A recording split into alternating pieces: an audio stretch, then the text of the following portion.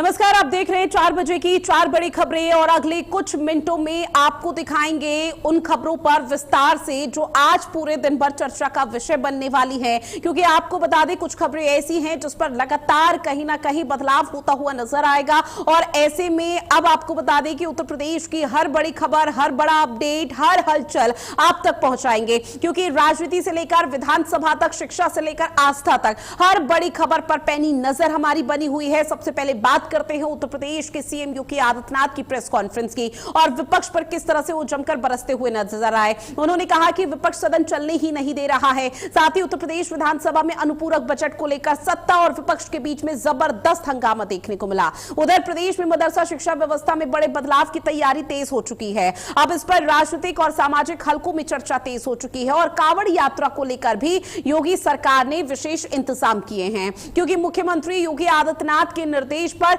9 और 10 अगस्त की वो तारीख होगी जब पश्चिमी उत्तर प्रदेश के कई जिलों में हेलीकॉप्टर से शिव भक्त कांवड़ियों पर पुष्प वर्षा की जाएगी। अब सरकार ने इसका पूरा विस्तृत कार्यक्रम भी जारी कर दिया है और ऐसे में अब महज उन तस्वीरों का इंतजार किया जा रहा है, उन बदलाव का इंतजार किया जा रहा है जो यहां पर देखने को मिल पाएंगे। क्योंकि ये जो 4 तस्वीरें आपकी टीवी स्क्रीन पर साझा कर रहे हैं, ये 4 बजे की वो 4 बड़ी खबरें हैं जिस पर हलचल होने वाली है। शिक्षा से लेकर विधानसभा तक, आस्था से लेकर हर बड़ी खबर पर हमारी पैनी नजर है। सबसे पहले बात उत्तर प्रदेश के सीएम योगी आदित्यनाथ की प्रेस कॉन्फ्रेंस की, जहां विपक्ष पर वो जमकर बरसते हुए नजर आए। साथ ही उन्होंने विपक्ष सदन चलने नहीं दे रहा है, इस तरह का आरोप लगाया।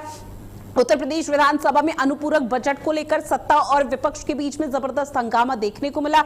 साथ ही प्रदेश में मदरसा शिक्षा व्यवस्था में भी बदलाव की जो तैयारी है वो लगातार की जा रही है। अब इस पर राजनीतिक और सामाजिक हलकों में चर्चाएं बहुत ज्यादा तेज हो गई है। कांवड़ यात्रा को लेकर योगी सरकार ने विशेष इंतजाम किए गए हैं। धरातल पर कुछ ऐसी तैयारी की जा रही है जिसको लेकर साफ तौर पर कहा जा रहा है कि आने वाले समय में कुछ बदलाव यहां पर देखने को मिल सकते हैं। साथ ही आपको बता दें कि सीएम योगी आदित्यनाथ ने विधानसभा के मानसून सत्र के दौरान समाजवादी पार्टी और कांग्रेस पर तीखा हमला बोला।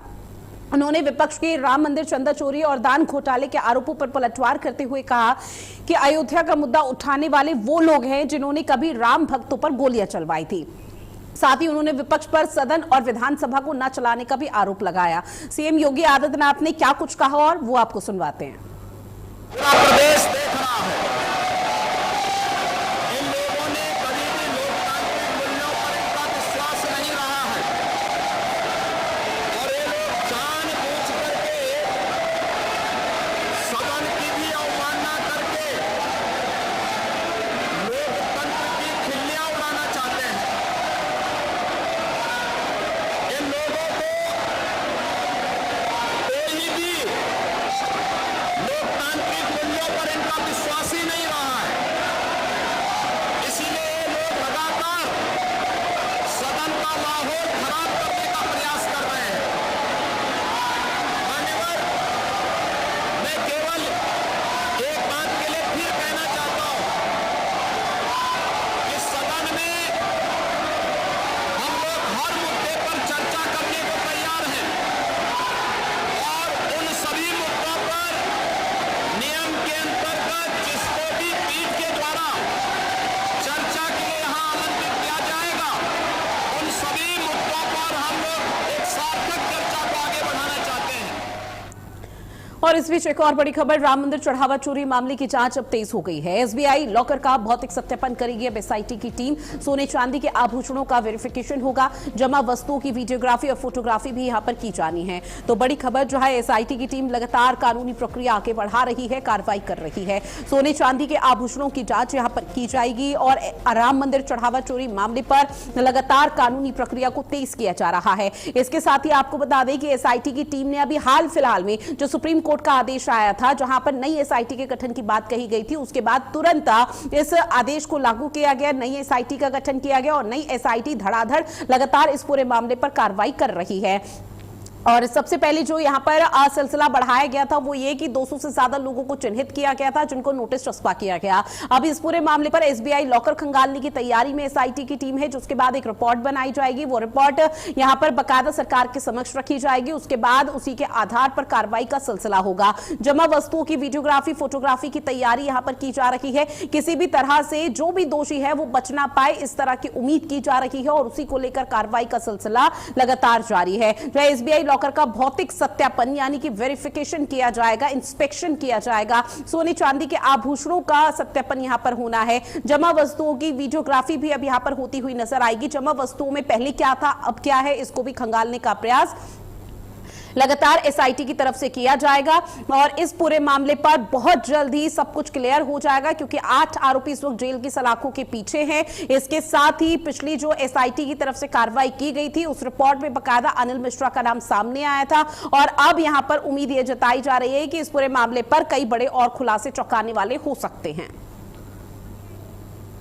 और ऐसे में एसबीआई लॉकर का भौतिक सत्यापन, सोने चांदी के आभूषण का भी इंस्पेक्शन यहां पर किया जाना है।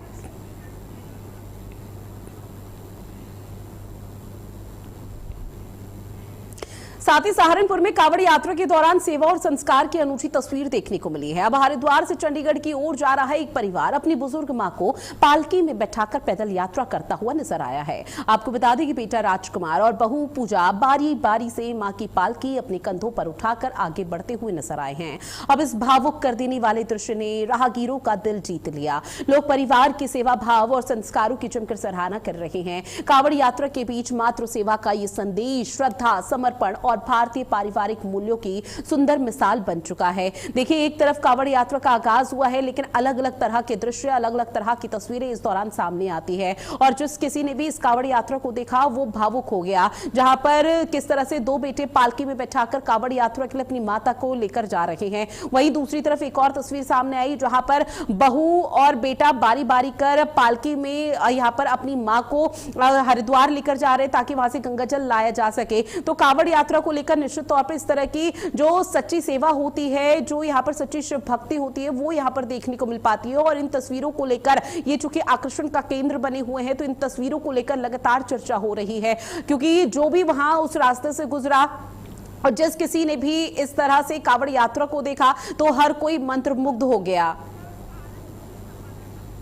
फोन लाइन पर आलोक तनीजा मेरे सहयोगी हमारे साथ जुड़े हुए हैं। आलोक, चूंकि देखिए कुछ तस्वीरें कांवड़ यात्रा को लेकर सामने आ रही है जहां पालकी में अपनी मां को बैठाकर बारी बारी से बहू बेटा या फिर दोनों बेटे ले जाते हुए नजर आए हैं। निश्चित तौर पर यह हर किसी को भावुक कर देगा दृश्य। निश्चित तौर पर मैं आपको बताना चाहूंगा कि ये जिस तरीके सावन मास में ये कांवड़ चल रही है, इसमें अलग अलग तरीके से जो आस्थाएं हैं, जो कांवड़ी हैं, वो अलग अलग तरीके से कांवड़ को लेके आ रहे हैं। एक नया दृश्य सहारनपुर में देखने को मिला है, जिसमें एक बहू और बेटा दोनों अपनी बहू और बेटा अपनी माँ को लेकर, सास को लेकर और बेटा अपनी माँ को लेकर कंधों पर उठाकर कांवड़ के तरीके से, जिस तरीके से श्रवण कुमार अपने माता पिता को लेके चले थे और जिन उस तरीके से वो लेकर चल रहे हैं। इसको देखने में इतना आकर्षण रहा कि जगह जगह इनको देखने के लिए भीड़ लग गई और बहुत ही भावुक दृश्य ये रहा।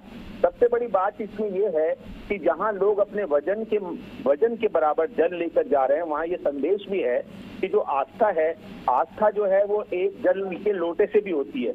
और ये बेहतर है कि आप अपने बड़े बुजुर्गों को जो चल नहीं सकते हैं उनको अपने साथ लेके जाएं, उनको दर्शन करवाएं माँ पतित पावनी माँ गंगा मैया के, और उनको साथ लेकर उनको भी कांवड़ के तरीके से लेके चलें। जी आलोक, और देखिए जहां पर यह भी कहा जाता है कि सास और बहू के बीच में बन नहीं रही है, आपसी जो विवाद या फिर तमाम ऐसी चीजें सामने आती है, नकारात्मक तौर पर समाज पर उसका गलत असर पड़ता है। तो इस तस्वीर के आधार पर यह कहना गलत नहीं होगा कि ये बहुत बड़ा मिसाल, बहुत बड़ा ताजा उदाहरण है जहां पर किस तरह से बहू बेटे की सच्ची सेवा यहां पर देखने को मिल रही है। और बाबा का आशीर्वाद भी उन्हीं लोगों को मिलता है जो अपने माता पिता की इस तरह से सच्ची सेवा कर पाते हैं। तरीके से समाज को भी एक संदेश है, जहां पर एक मैसेज ये है कि परिवारों में बहू को लेकर, सास को लेकर अनबन रहती है, वहां पर इस तरीके का दृश्य समाज में एक नया संदेश दे रहे हैं। और निश्चित तौर पर जो आस्था है, आस्था जो है वो ईश्वर के प्रति आस्था जो है उसको भी दर्शाती है। किस तरीके से माँ की सेवा ही प्रभु की सेवा मानी जाती है, ये संदेश समाज में बड़ी तेजी से स्प्रेड भी हो रहा है। जी ठीक है आलोक, आपने जानकारी साझा की, फिलहाल उसके लिए शुक्रिया। साथ ही देखिए, पूरे सत्र के लिए निष्कासित किए गए सचिन यादव, समाजवादी पार्टी के विधायक सचिन यादव मॉनसून सत्र से निष्कासित कर दिए गए हैं पूरे सत्र के लिए। यह बड़ी खबर आपकी टीवी स्क्रीन पर। विधानसभा स्पीकर ने सचिन यादव को चेतावनी दी थी क्योंकि विधायक ने सीएम की तस्वीर दिखाकर प्रदर्शन किया था और लगातार विधानसभा स्पीकर सतीश महाना की तरफ से कहा जा रहा था कि वो शांत हो जाए, अपनी बारी का इंतजार करें, लेकिन वो चुप नहीं हुए, प्रदर्शन करते हुए नजर आए। विधायक सचिन यादव ने सीएम योगी आदित्यनाथ की तस्वीर को अपने हाथ पर लिया और उसके बाद लगातार प्रदर्शन कर रहे थे, जिसके बाद उनको पूरे सत्र के लिए निष्कासित कर दिया गया है। अब इस पर बहुत जोरों के साथ सियासत हो रही है और सियासत इस कदर हो रही है कि समाजवादी पार्टी के जो तमाम विधायक और दिग्गज है वो लगातार सत्ता पक्ष पर आवाज दबाने का आरोप लगा रहे हैं और उनका सीधे तौर पर कहना कि सत्ता पक्ष नहीं चाहता है कि अलग अलग मुद्दों को लेकर, जनहित से जुड़े हुए मुद्दों को लेकर वो किसी तरह का सवाल उनसे पूछे और एकमात्र यही वजह जिसकी वजह से सचिन यादव को निष्कासित पूरे सत्र के लिए कर दिया गया है। तो फिर ये जो कॉपी आपकी टीवी स्क्रीन पर साझा कर रहे हैं इसमें बकायदा ये मेंशन किया गया है कि सचिन यादव को पूरे सत्र के लिए निष्कासित कर दिया गया और उसके पीछे की वजह भी यहां पर स्पष्ट की गई है। प्रणवीर मेरे सहयोगी हमारे साथ फोन लाइन पर जुड़े हुए हैं। प्रणवीर, जो समाजवादी पार्टी के विधायक है सचिन यादव, उनको पूरे सत्र के लिए निष्कासित कर दिया गया और निश्चित तौर पर इस पर सियासत हो रही होगी, क्या कोई खास रिएक्शन? निश्चित तौर पे आपको बता दें कि समाजवादी पार्टी के जो विधायक हैं सचिन यादव उर्फ जखई, ये उत्तर प्रदेश के जसराना विधानसभा क्षेत्र के सीट संख्या 96 फिरोजाबाद जिले के विधायक हैं और इन्होंने आज जब उत्तर प्रदेश के मुखिया योगी आदित्यनाथ जब सदन को संबोधित कर रहे थे तो उस समय इन्होंने हाथ में तख्ती लेकर के और इन्होंने चंदा चोरी का एक बड़ा जो है विरोध प्रदर्शन शुरू कर दिया। उस पर सतीश महाना जो कि विधानसभा अध्यक्ष हैं, उन्होंने साफ तौर पर कहा कि आप विरोध इस तरीके से नहीं कर सकते हैं, सदन की गरिमा है, सदन की एक गरिमा होती है, उसमें जो सदस्य होते हैं उनके विरोध करने का तरीका अलग होता है। किसी भी प्रकार पे जब नेता जो है बोल रहे हों, पक्ष के नेता बोल रहे हैं, जब सरकार के तरफ से बयान जारी हो, भी उत्तर प्रदेश के मुखिया योगी आदित्यनाथ जब बोल रहे हैं, तब आप इस तरीके से बयानबाजी नहीं कर सकते हैं, इस तरीके से प्रदर्शन नहीं कर सकते हैं। कई बार उन्होंने उनको बैठ जाने की बात कही, बैठ जाने के बाद जब वो सचिन यादव नहीं माने, लगातार प्रदर्शन करे, तो तब उस पर कहीं न कहीं उन्होंने जो विधानसभा सुरक्षा के जो सिक्योरिटी है, जो वहाँ के सुरक्षा कर्मी है, उनसे उन्होंने बाउंसरों से उनको बाहर कर देने की बात कही और जो वहाँ पर सुरक्षा विधानसभा के अंदर सुरक्षा गार्ड लगे हुए थे, मार्शल लगे होते हैं, वो मार्शल ने इनको खींच करके सचिन यादव को कहीं न कहीं बाहर किया और उसके बाद कल सुबह 11 बजे तक के लिए ये विधानसभा बाहर का रास्ता दिखाया जाता है। तो उस दौरान प्रणवीर अमूमन तौर पर ये देखने को मिलता है कि जो पार्टी है वो फिर खूब जोरों शोरों से यहाँ पर प्रदर्शन करती हुई नजर आती है। तो समाजवादी पार्टी का प्लान भी क्या है, क्या उसको लेकर कोई जानकारी? निश्चित तौर पे जो समाजवादी पार्टी जो नेता हैं, उसमें नेता विरोधी दल माता प्रसाद पांडे से लेकर के तमाम लोग इस पर साफ तौर पर उन्होंने कहा कि जो विपक्ष है, जो सरकार है, वो कहीं ना कहीं विपक्ष की बातों को सुनना नहीं चाहती है। विपक्ष लगातार मुद्दे की बात कर रहा है कि वो अयोध्या चंदा चोरी पर बहस करे, बात करे, लेकिन किसी भी प्रकार से ये बात नहीं कर रहे हैं। उन्हें उत्तर प्रदेश के मुखिया योगी आदित्यनाथ ने साफ तौर पर कहा कि सार्थक चर्चा सदन के दौरान हो सकता है, किसी भी प्रकार से आप हंगामा बवाल ये सब नहीं कर सकते हैं और सार्थक चर्चा के लिए ही सदन है। आप चर्चा करिए, अपना उपाय, अपना राय बताइए, बातों को रखिए, उस पर सरकार आपसे चर्चा करने के लिए तैयार है। लेकिन हंगामा और जिस तरीके से आप जो है सदन के अंदर अमर्यादित तरीके से कार्य कर रहे हैं, वो सही बर्दाश्त नहीं किया जाएगा। और इसी को लेकर के उत्तर प्रदेश के मुखिया योगी आदित्यनाथ ने साफ तौर पर कहा कि जिन्होंने कभी चंदा नहीं दिया, कभी जिन्होंने अयोध्या दर्शन करना भी उचित नहीं समझा, वो चंदा चोरी को लेकर के लगातार बहस कर रहे हैं, वो दंडता कर रहे हैं।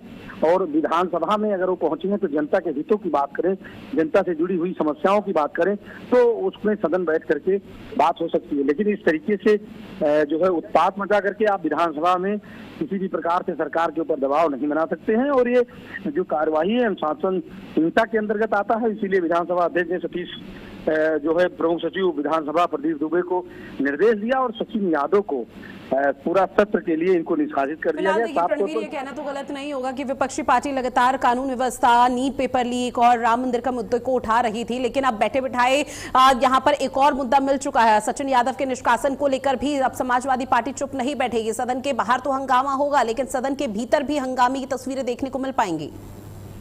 निश्चित तौर पे, चूंकि सचिन यादव समाजवादी पार्टी के नेता हैं और इनका निष्कासन हुआ है, तो इनको कहीं ना कहीं सदन में वापस बुलाए जाने के लिए जो विधानसभा अध्यक्ष हैं उनके ऊपर कहीं ना कहीं नेता विरोधी दल माता प्रसाद पांडे और तमाम जो विरोधी जो पार्टियां हैं, जो नेता विपक्ष हैं, वो कहीं ना कहीं इनके ऊपर दबाव डाल सकते हैं। बिल्कुल रणवीर, अब आगे किस तरह से चीजें क्लियर होंगी, क्या कुछ नजारा देखने को मिलेगा इस पूरे मामले से जुड़ा हो, देखना बेहद महत्वपूर्ण रहने वाला है। बहरहाल आपने जानकारी साझा की, उसके लिए बहुत शुक्रिया आपका। अगली खबर, जहां उत्तर प्रदेश विधानसभा में मुख्यमंत्री योगी आदित्यनाथ के संबोधन के दौरान समाजवादी पार्टी के विधायक सचिन यादव द्वारा पोस्टर दिखाकर विरोध दर्ज किए जाने पर सत्ता पक्ष ने कड़ी प्रतिक्रिया दी है। अब मंत्री AK शर्मा, विधायक रोमी शाह, इसके साथ ही विधायक दीपक पटेल और वन मंत्री अरुण सक्सेना ने विपक्ष के इस कदम को सदन की गरिमा के खिलाफ बताया। नेताओं ने सीधे तौर पर कहा कि विधानसभा लोकतांत्रिक बहस का मंच है, न कि पोस्टरबाजी का। विपक्ष के खास करके समाजवादी पार्टी के सदस्यगण सड़क पे तो गुंडागर्दी करते ही हैं, सदन में भी उनका आचरण आज पूरी देश, दुनिया और प्रदेश ने देखा है। हम उसकी निंदा करते हैं और विशेष रूप से जब माननीय मुख्यमंत्री जी बोलने के लिए खड़े हों तो उनका सदन के नेता हैं, हमारे राज्य के मुख्य सेवक हैं, उनका सम्मान होना चाहिए। उनकी उपस्थिति में जिस प्रकार से समाजवादी पार्टी के लोगों ने हंगामा किया है तो निंदनीय है, मैं उसको निंदा करता हूँ। ये कोई डेवलपमेंट नहीं चाहते, कोई शांति नहीं चाहते, ये उत्तर प्रदेश को आगे नहीं बढ़ना देना चाहते समाजवादी पार्टी के लोग। और योगी जी का कोई विकल्प नहीं है, उनका कोई सानी नहीं है, कोई उनका अल्टरनेट नहीं है। योगी जी हैं तो खुशहाली है प्रदेश में, हरियाली है प्रदेश में, शांति है प्रदेश में, हमारी माँ बहन बेटियाँ सुरक्षित हैं प्रदेश में, किसान व्यापारी सब हमारे सुरक्षित हैं। और योगी जी की पहले भी जय जयकार थी, अभी भी जय जयकार है और अंत तक जय जयकार रहेगी। सदन में उत्पाद फैलाना, जब सत्ता में रहे तो आम जनमानस में उत्पाद फैलाना, अनुशासन करना, गुंडाई करना, जमीन कब्जा करना, ये समाजवादी पार्टी का स्वभाव और संस्कार है। इनके DNA और जीन्स में ये शामिल है। जो स्वाभाविक उनसे उम्मीद की जा सकती थी वही उन्हें। गाजियाबाद के लोनी इलाके में पुलिस और गौकशी के आरोपियों के बीच में मुठभेड़ हो गई, जहां पुलिस के मुताबिक चेकिंग के दौरान बाइक सवार 2 संदिग्धों को रोकने का प्रयास किया गया, लेकिन उन्होंने पुलिस टीम पर तमंचे से फायरिंग शुरू कर दी। अब जवाबी कार्रवाई में एक बदमाश के दाहिने पैर में गोली लगी, जबकि उसके साथी को पुलिस ने मौके से ही गिरफ्तार कर लिया। पुलिस पूछताछ में आरोपियों ने कई बार गौकशी की घटनाओं में शामिल होने की बात भी कबूली है। साथ ही पुलिस का सीधे तौर पर यह कहना कि दोनों आरोपी गौकशी की वारदात को अंजाम देने जा रहे थे, तभी उन्हें पकड़ लिया गया। और ये तस्वीरें भी उसी दौरान की है जब गौकशी की यहां पर वारदात को अंजाम देने का प्रयास ये आरोपी कर रहे थे, लेकिन पुलिस मौके पर पहुंचती है और इस बीच दोनों के बीच में मुठभेड़ हो जाती है, जिसके बाद आरोपी की तरफ से भागने का प्रयास किया जा रहा था, लेकिन पुलिस की गोली से आरोपी घायल हो गया, जिसे सबसे पहले मरहम पट्टी के लिए अस्पताल में भर्ती कराया गया और फिर उसका इलाज होने के बाद उसकी गिरफ्तारी हो चुकी है। जब इस गौकशी के आरोपी से पूछताछ की गई तो पूछताछ में चौंकाने वाला खुलासा हुआ और इसने खुद यहां पर कबूल की है किस तरह से वो पशुओं को अपने साथ ले जाता था और बाकायदा उनको अवैध तरीके से या तो बेच दिया जाता था और गौकशी के कई ऐसे सामान भी बरामद किए गए हैं। मुरादाबाद के कटघर थाना क्षेत्र स्थित पीतल नगरी विद्युत विभाग में उपभोक्ताओं की समस्याओं को लेकर नाराजगी सामने आई। स्थानीय लोगों का आरोप है कि वो पिछले 15 दिनों से बिजली संबंधित शिकायतों को लेकर बिजली घर के चक्कर लगा रहे हैं, लेकिन उनकी समस्याओं का समाधान नहीं हो पा रहा। उपभोक्ताओं के मुताबिक कई इलाकों में पिछले करीब 14 घंटे से बिजली आपूर्ति बाधित है। इसके बावजूद विभाग की ओर से ना तो कोई संतोषजनक जवाब मिल रहा है और ना ही समय पर कोई कार्रवाई की जा रही है।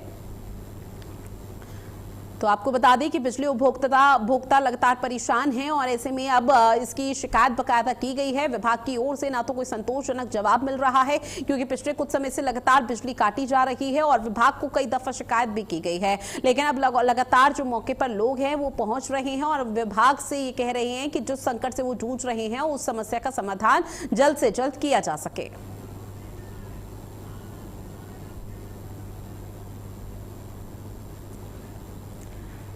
और बिजली संकट से जूझ रहे उपभोक्ता, जहां पर लगातार 14 घंटे तक बिजली आपूर्ति ठप रहती है। अब इसको लेकर लोगों की नाराजगी देखने को मिल रही है और लोगों का सीधे तौर पर कहना कि बिजली विभाग को कई दफा शिकायत कर दी गई, लेकिन समस्या का कोई समाधान नहीं हुआ। जी मनोज जी, क्या समस्या आई है? जैसे रात से लाइट नहीं आ रही है। रात में अभी 10 बजे आया था तो मुझे ये बताया गया पचपेड़ा पर तार टूटा हुआ है। पचपेड़े के अलावा भी कई जगह जैसे लाइट की समस्याएं आ रही हैं, जैसे बाईपास रोड पर भी जो है रात से लाइट नहीं आ रही है। अब लगभग कम से कम 12 से 13 घंटे हो चुके हैं जो लाइट कर रहा हूँ। मैं अभी 10 बजे आया हूँ, मैं कंफर्म कर रहा हूँ, जहाँ जहाँ से नंबर है मैं नोट कर रहा हूँ, तो दिखवा रहा हूँ सर। और मुझे 10-15 दिन हो गए, मेरे घर में मीटर नहीं लग पाया अभी तक और लाइट के कोई बंदोबस्त नहीं है। बिना लाइट के रह रहा हूँ मैं गर्मी में। तो लगभग कितनी बार आ चुके हो आप यहाँ पे? मैं 4 से 5 बार आ चुका हूँ यहाँ पे। अच्छा। रोज आता हूँ, ड्यूटी से पहले यहीं आकर धरना देता हूँ। तो यहाँ पे जो बिजली विभाग के अधिकारी हैं उनसे क्या बात हुई है आपकी? सर वो यूँ कहते हैं कि आज लग जाएगा या कल लग जाएगा, वो लग ही नहीं पाता है, रोज मुझे टाल देते हैं। हाथरस में जल भराव की समस्या से परेशान स्कूली बच्चों का एक वीडियो सोशल मीडिया पर तेजी से वायरल हो रहा है। मामला हाथरस के गेट थाना क्षेत्र के बिजली मिल चौराहे के पास नगला अलगरजी रोड का बताया जा रहा है। आपको बता दें कि यहाँ बच्चे गंदे पानी के बीच से होकर स्कूल जाने को मजबूर हैं। बच्चों ने पानी में खड़े होकर जिलाधिकारी से हाथ जोड़कर गुहार लगाई है, मदद की, जहां समस्या दूर कराने की अपील की गई है। अब स्थानीय लोगों का कहना है कि इस संबंध में नगर पालिका प्रशासन को पहले भी शिकायत दी जा चुकी है, लेकिन अब तक कोई समाधान नहीं हुआ। गंदे पानी के कारण बच्चों में त्वचा संबंधित समस्याएं होने की बात भी कही जा रही है। और ये छोटे छोटे मासूम बच्चों को आप देख रहे हैं, जहां गंदे पानी पर वो खड़े हैं और इसके साथ ही हाथ जोड़ते हुए प्रशासनिक अमले से गुहार लगा रहे हैं कि उनकी समस्या को सुना जाए। अब ये वीडियो सोशल मीडिया पर तेजी से वायरल हुआ, जिसके बाद लगातार प्रशासनिक अमले को हिदायत लोगों की तरफ से दी जा रही है, सोशल मीडिया यूजर्स की तरफ से। और कहा जा रहा है कि कम से कम बड़ों की नहीं तो छोटे और मासूम बच्चों की तो आप शिकायतों को, उनकी अपील को जरा सुने, क्योंकि आपको बता दें कि लगातार बारिश हो रही है और जल जमाव की स्थिति की वजह से लोगों को कई तरह की परेशानी हो रही है।